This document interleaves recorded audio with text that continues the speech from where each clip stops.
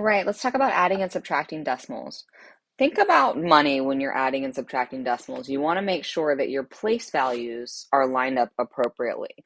Whenever you are adding or subtracting decimals, you don't ever move the decimal. You just need to make sure that your decimals are lined up so that you have pennies with pennies, dollars with dollars, hundredths with hundredths, and so on. Now, if a number does not have a decimal, it is a whole number, and whole numbers always have a decimal at the end. So for this first problem with the 1, there is an implied decimal after the 1. That's like $1 or 1 whole. When I am subtracting, I take my first number and I write it out, and then I stack the second number underneath it, lining up the decimals. And I'm going to add as many zeros as I need to in order to be able to subtract appropriately. Now that I've lined up my decimals, I've added zeros as needed, I'm going to drop down my decimal. That way I know where my decimal is in my answer. Notice that I've lined up everything nicely and neatly. I don't have my numbers scrunched together or spread out. They are all dollars for dollars, or ones with ones, tenths with tenths, hundreds with hundreds, and thousands with thousands. And then I subtract the number from the top minus the number below. 5 minus 0 is 5.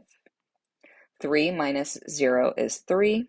0 minus 0 is 0. And 2 minus 1 is 1. That means if I have 2 and 35 thousandths and I take 1 whole away, I have 1 and 35 thousandths as my answer.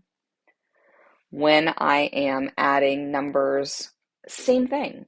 I'm going to write down the numbers, put the first number on top, 2 and 35 thousandths plus 28 thousandths. I make sure that the decimals are lined up, and then I drop my decimal down to keep my place value. 8 plus 5 is 13. Drop down my 3 and carry my 1.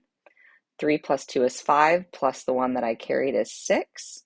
0 plus 0 is 0, and 2 plus 0 is 2. That means that my answer is 2 and 63 thousandths.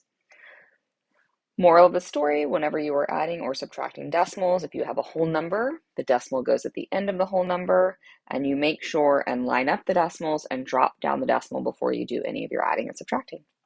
That's it. Thanks for watching.